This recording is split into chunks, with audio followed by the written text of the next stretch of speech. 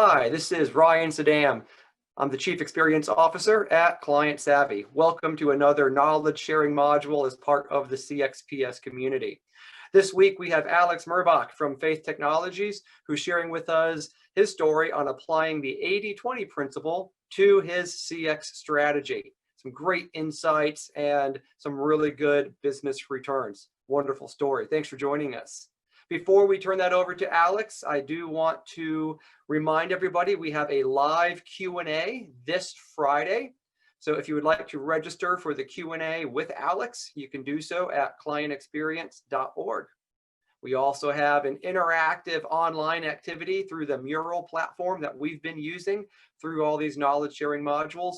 So again, check out Alex's webpage at clientexperience.org, and you can have access to the Mural. It'll also be in your inbox if you're a CXps member. Before I turn this over to Alex, I do want to stop and take a minute to thank our sponsors. We really cannot do this without you sponsors. Thank you so much for your continued support. And now, Alex, thank you very much. Please take it away.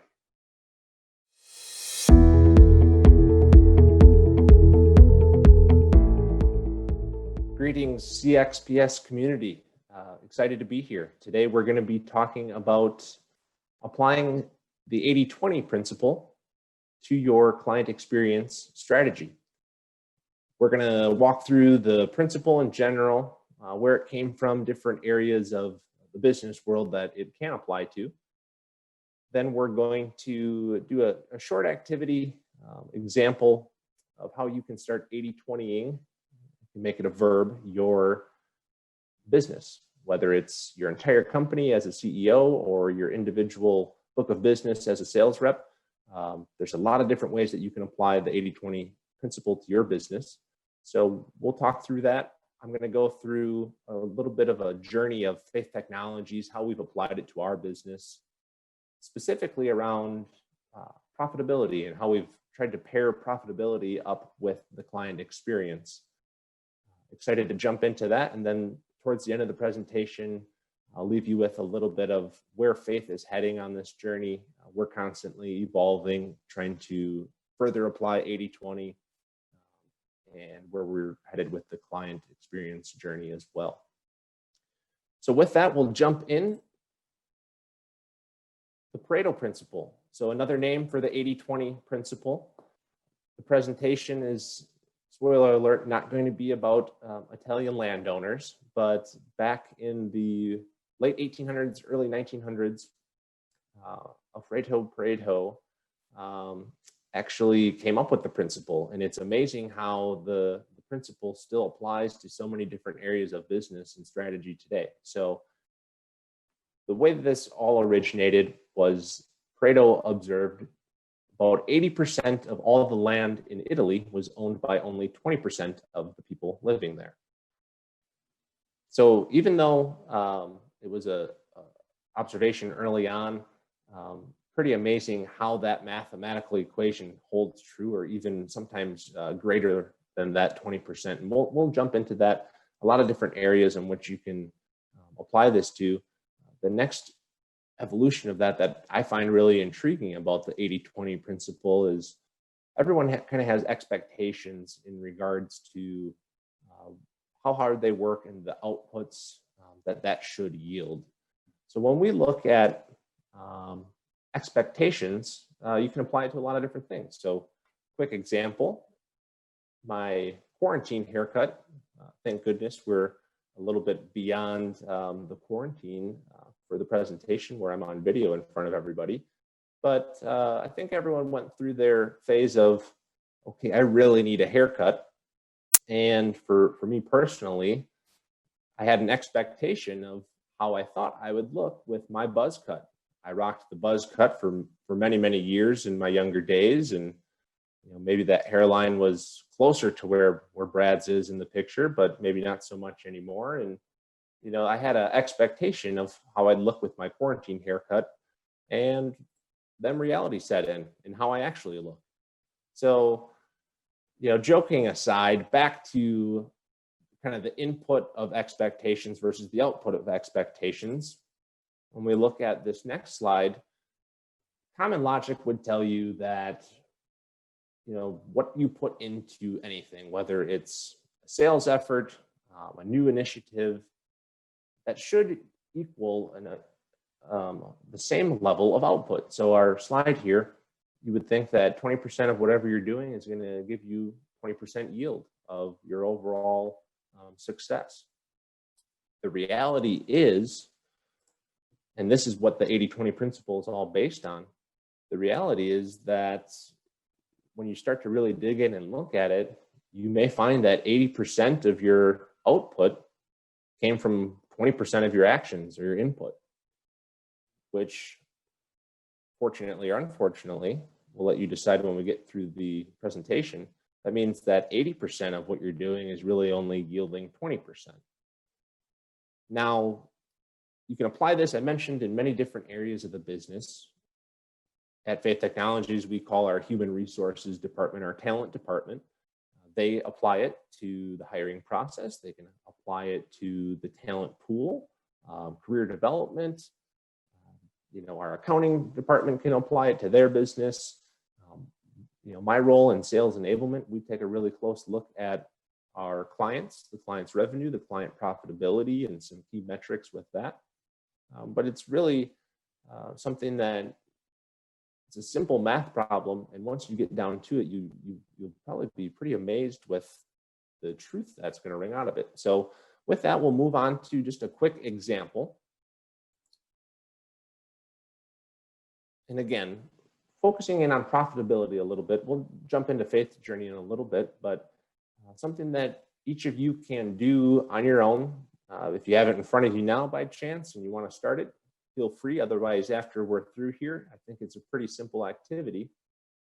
But when we look at the first list on the left, I just have a simple client list. And again, so if you're in a position where you can see all of your clients for your entire firm and you want to do it for your entire business, that's typically what we do at Faith. But then we can break it down by region. So our regional leaders will look at just their book of business. An individual business development representative may just look at their own pipeline and their own revenue. But so what we have here as our example is we have our very real companies. They're not made up. As Dispensers R Us is our top client, grossing $359,000 in annual profit. And you go through the list and see, for simplicity's sake, we have 10 customers in Dunder Mifflin. Rounding us out, we took on a project with them and we actually lost money on them this year. Now, starting to apply 80-20 to this, our middle column, you'll see we just simply take 80% of our total. So 80% of our total annual profit is just shy of $591,000 annually. Now back to that Pareto principle of 80% of something coming from 20%.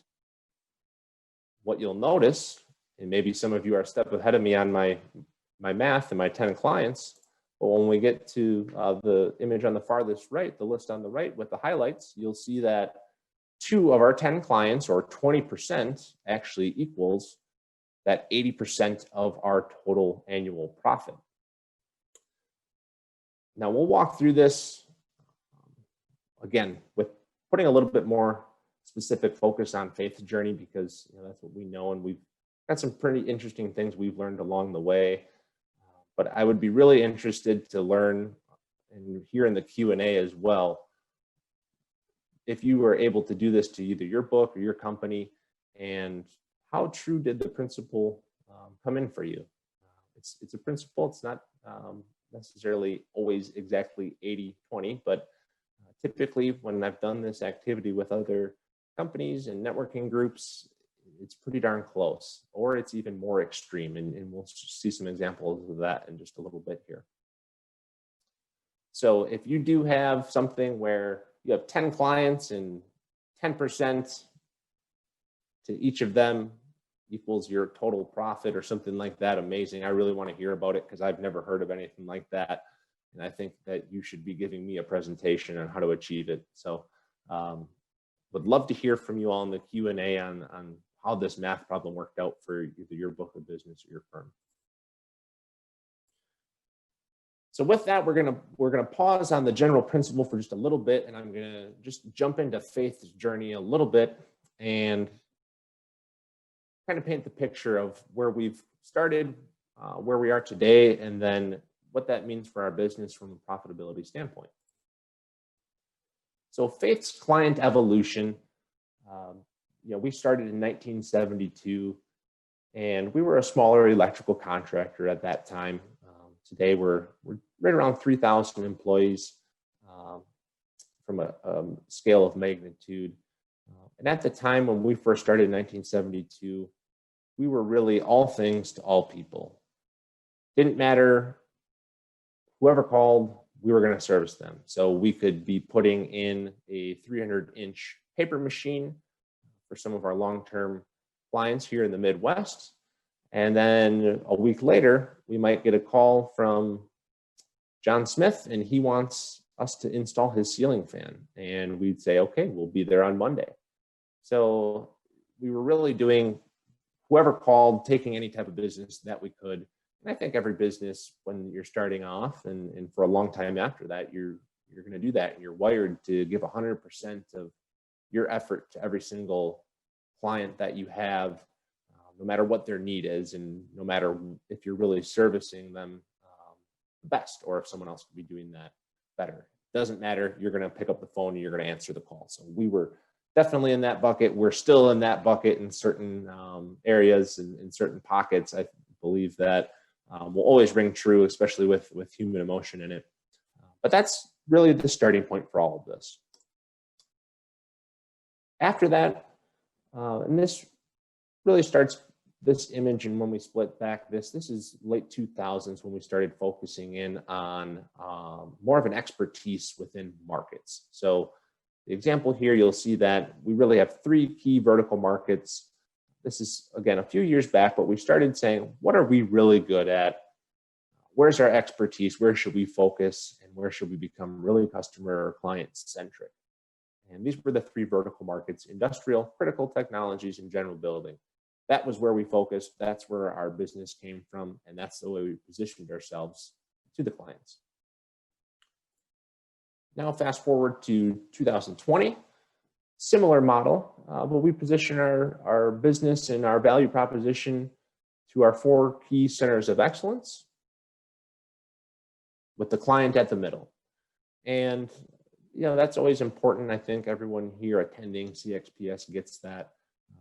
We, even at Faith, sometimes catch ourselves not remembering that the client's always at the middle. And this image helps us articulate our value proposition, which has really derived from focusing on what we're good at in the 80-20 principle. So the way we explain this typically is, we're pretty good at construction, we're pretty good at manufacturing, and if you just do one of those with us, you'll get a good project, but we can add even more value and overlap more of those capabilities and value to you when we involve all areas of where we've decided to really focus in on and become experts. That's really the journey of where Faith has structured our business after the 80-20. And now when we kind of marry up that earlier activity of the math problem of finding 80% of the profit and the way we've evolved that business, we look at the client evolution continued. And what we're looking at here is a graph of our total count of customers and our net sales. So a little background here. Faith really got serious and learned about the 80-20 principle and applying it to the business. And that was 2013. And at that time, we had almost 3,500 customers that we were servicing annually. Now, when you go back to the earlier slide of all things to all people, I think most folks would say, okay, more customers equals more money. More people that call me, the more business I'm getting. And to some extent, that is true. But what we have determined as we've evolved is that we want to go deeper and wider with our current clients, give those current clients, and particularly those profitable clients, a great client experience, and grow our business with those really important customers. So we're going to talk about how we do that in a little bit, but just to give you kind of some context and what it's meant to our business, we didn't have to find more clients to do more revenue and more profitability. So as you see, as we progressed through the years, last year we actually had just over 1,000 customers. This year we'll likely dip below that. But at the same time, you look at our net sales, it's going up the opposite way. So really that intersection in 2017 really provided a neat graphic for us and to prove the truth and to prove that the concept works. We successfully focused in on 1,000 customers instead of 3,500 customers, and we're able to go deeper and wider with those 1,000 customers. And now we're on track to, as you can see by the graph, hopefully get close to $1 billion in revenue, whereas we were, I believe, 383 in 2013. So net sales is great, but I did say in the intro, we want to talk about profitability. So that's also something that you'll definitely need to do. I know each company really looks at profitability a couple standard ways, and they'll have their own KPIs that they use. We have a fairly unique KPI, a couple of them that we use internally at Faith. I won't get into the details on that, but basically what I did is I took a look at 2013 and had that baseline. We were, X amount of profitable, right? And each year accordingly, compared to that baseline, we increased profitability, as you can see by the chart on the bottom. Now, the last 3 years, compared to that initial baseline, very significant in terms of profitability.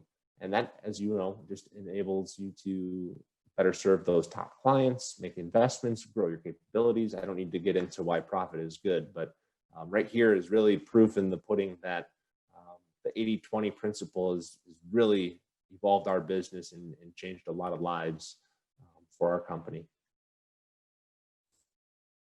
So a couple more specifics on the numbers. So I showed you the net sales numbers, and this really corresponds back to that earlier activity of 10 customers. But when we look at Faith's sales evolution from 2016 to 2019, our number of 80s, and so you'll have to pick what works for you. You could call them the 80s or the 20s because they both kind of apply. But we refer to it as, where is 80% of our profit coming from? So in 2016, 80% of our sales came from 65 of our 2,200 customers.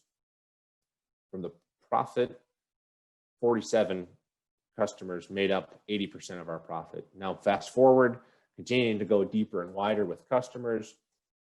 2019, 17 companies of our 1,000 customers made up 80% of our sales. So I told you 80%, 20%. This is even more extreme than that. And some may argue that's too many eggs in a basket. We have those conversations all the time. But end of the day, what this principle really drives at is, hey, you have to identify who your important customers are, and you have to figure out how you're going to service them, and choose wisely on who those customers and clients are that you're going to really focus on. And in such a busy world, and as you grow your business and have more and more people trying to sell, trying to perform, all of that, it's just really, really key that you put focus in the right areas. And that's what this principle is all about. So we're gonna dive into some of different ways to look at that here in a couple slides. But I just wanted to be some pretty transparent with where Faith's numbers are, and you saw the earlier growth that you can contribute this to, and really what the focus can create. So now let's take a look at the process, and this is another activity that you can do with your teams. This matrix that we're going to go through really is going to focus on your products or service along with your clients. So this is not the Covey matrix. where you want to be in quadrant 2, spending your time on important and strategic items. But I know there's sometimes some confusion when I roll through that. So this is the 80-20 matrix. And what we have on the top is where 80% of our profit comes, which services and or products provide 80% of our profit, and then which products or service don't, basically. Same thing with clients. So where is 80% of our profit coming from, and where is 20% of our profit coming from? And we have specific customer lists. You're either an 80 or you're a 20. Products and services can be a little more fluid depending on how long you've been doing it, and there can be some adjustments made there. But in general, you're going to stick to your core expertise. And so when we look at quadrant 1, that's really what I would call your bread and butter. It is your core offerings that you're really good at, and you're doing it with your strategic customers, your 80s, your most profitable clients, the ones that you work well with, and you're doing your sweet spot, right? That's where you want to spend most of your time. And as you can see, that's where 80% of profit, which way you're looking at it, is going to be. Looking at quadrant 2, that's going to be still serving your core customers, your 80% profit customers, but you're going to do things that you may not normally do. So I'll call it a necessary evil. Sometimes that can lead to product innovation. So maybe evil isn't quite the right word there, but 20% of your products or offerings that you wouldn't normally do, you're going to do that to better serve those clients. So I call it kind of a necessary evil. For us, some of our top clients, they're really innovative, and where we'd like to stick with that core electrical assembly that we manufacture, maybe they need something different for their project. And since they are a customer that we've identified as really critical to our success and profitable, we're going to invest and we're going to develop that for them. And over time, that can lead to a lot of great things. So when you apply the lens, even that necessary evil can be a good thing as well. Moving to quadrant 3, that's your transactional. So if it's your core product that if you're pumping out widgets, or your core service offering that it's not really labor intensive to do, you're good at it, they can buy it at a certain price, great. Sell that to anybody. Now, if you're really labor intensive, you got to be a little bit careful with your resources and capacity. But if you're selling a product and you're pumping them out, there's really no reason to not sell to anyone if it's not taking away focus from your other clients. So that third quadrant is transactional. You're still going to do some business there. We'll talk about some different things that you can work with, pricing strategies and lead times and things like that here in a minute. And then quadrant 4 is really the area of the business that you want to try to get away from. So I joke with Dustin, our account manager, every time, you never had a pain in the butt client, have you, Dustin? Kind of joking that it's Faith Technologies and that I'm a pain in the butt. We'll let him, you can ask him about that if that's true or not. But end of the day, if there's clients that you aren't producing profit for your firm, and they're really, really needy or really, really time intensive, or they're asking for you to create snowflakes every project, and you're taking away time and resources from your top profitable clients, that's where we got to say thanks, but no thanks. And you can still help them out. You might be able to refer them to a partner firm or another company that will service them better. But over time, that's what you need to do in order to successfully execute on the 80-20. So I'm going to wrap up here with a summary slide in a minute of where we're kind of headed. Faith, we've done a really good job over the last couple of years on the client side. The products and service side, we're innovative. We get the flash in the pan syndrome and chase the shiny object from time to time. And I think all innovative companies will definitely need to do that from time to time. But that's where we're really trying to head is get better at that side of this matrix.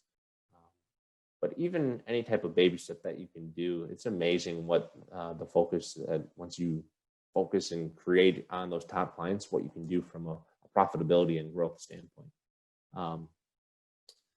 So moving on to one of my last slides here and how we apply this, something that I get all the time is, Alex, 80-20 is just firing your clients. And it is not about that. The key to this, and I've said it a couple times in the presentation, is you really need to find out which clients that you are going to be the best for you and your employees for the long term and service them the best. So it's not about firing at all. So if you look at the second bullet here, different levels of promises for different types of clients. So if we flash back to our quadrant on the earlier page where we had the 80-20 products and 80-20 clients, let's look at quad 1 and quad 3. Quad 1 was our bread and butter. It's our top clients. It is our top product. It's easy to do. We're going to promise to that client that we will have you serviced. We will have that product to you in 2 days. They're going to be like, wow, that's great. No one else is servicing us that well. And we're going to do that. We're going to fulfill it because we're focused and we have the resources to do it. Quad 3, if you recall, is transactional. So let's say quad 3, a 20 or a 20 customer calls in and says, hey, I want this product or I want this service. We're going to give them a different level of promise. We're going to say, absolutely, we can give you this off-the-shelf product or service, but we can't get to you for 2 weeks or whatever the time range is that fits your business. We can't do that until two weeks, but then we'd be happy to do that at that time or deliver that product in 2 weeks. And maybe they'll say no, and you're not putting focus and effort into something that's taking away from your top clients. Maybe they're fine with it. In that case, there's the sale. And now when you're going through that production or you're going through your resource planning, you set that expectation out at 2 weeks, and maybe you can deliver in 1 week, or maybe you can deliver in a week and a half. And all of a sudden your on time and on delivery percentage goes up because you're able to fulfill that without straining your employees and making them work a bunch of overtime for a client that may not be that profitable yet. So now what you do from the client experience side of that is your top customers, wow, we got great service. We got it really quickly. We feel really valued. Your quad 3 transactional client now will say, wow, they said 2 weeks and they over delivered. They got it there in 13 days. It was great. Can't recommend them enough. So it's all about setting the expectations in different levels of promises for different types of clients. So just kind of wrapping up here, the 80-20 principle is, again, it is just creating focus on the right customers. If you try to give every single client the best of everything, you're likely taking away from your best clients, and it's actually a disservice to them, or it can be. And again, this all comes, take it a little bit depending on the size of your firm, how many clients that you have. When Faith was smaller, it was definitely something that we could give more to every single client, and we were trying to grow. And at a certain point, you're going to continue to grow that business. And I know the CXps community, just a lot of really talented individuals and a lot of great companies. And that comes with growth. So the 80-20 principle, hopefully you can take some things and start applying focus to the right clients. And at some point that growth intersects with your time and capacity. And that's what the 80-20 principle is really set up to do, and how we use it. You can use it to varying levels of degree and rigidness, but end of the day, I think it can be a really effective tool to prioritize and help grow your business in the right way. So to wrap up, I like this quote from Joseph here. A pretty famous quote. A lot of you have probably heard it a few times, but it really sums up the 80-20 principle in just a few short words. And, you know, the vital few and trivial many. Today's world, especially now in the digital age, it's easier to take more calls. You're not traveling back and forth. There's just so much going on, and it seems like the whirlwind, the daily whirlwind, just the hustle and bustle is always there, and it's easy to get sidetracked. It's easy to bite off more than you can chew. And using the 80-20 principle, I hope that it can help you focus on your key customers, and you can apply that to however you set up your client experience program, different levels of service, different levels of promises. And I'd always be happy to talk through some of the things that we're doing in more detail for those customers and how we've applied that. But hopefully you'll be able to take some of that away. The last little plug here I do have is that the live Q&A session is going to be on August 14th. Feel free to submit questions to me ahead of time, and we'll address them at that time. And I think Ryan has some other things set up for that as well. But again, always feel free to reach out if you want to talk 80-20 or other items. I love networking with this community, and I'm just thrilled to be a part of it. So with that, thank you. Wow, Alex, great story. Thank you so much for taking us inside Faith Technologies and sharing a very practical example of challenges we all face. It's so hard to find the time and prioritize putting client experience first. And you made a very compelling presentation about how when we do, great things happen. Even if it means walking away from some clients, we can turn that into much better financial returns for our firms. Great example. Those of you who are watching this the week it debuts, we hope you'll join us on Friday for the live Q&A so you can ask all your questions of Alex. We also hope that you'll jump into the mural activity that we've set up so you can engage with your peers and some exercises that we have set aside for you. You can get more information on both of those through the CXps website at clientexperience.org. And if you're not yet a member of our community, we welcome you to join us. You can find out more information on how to do that at clientexperience.org. Thank you, everyone, and we look forward to seeing you again soon.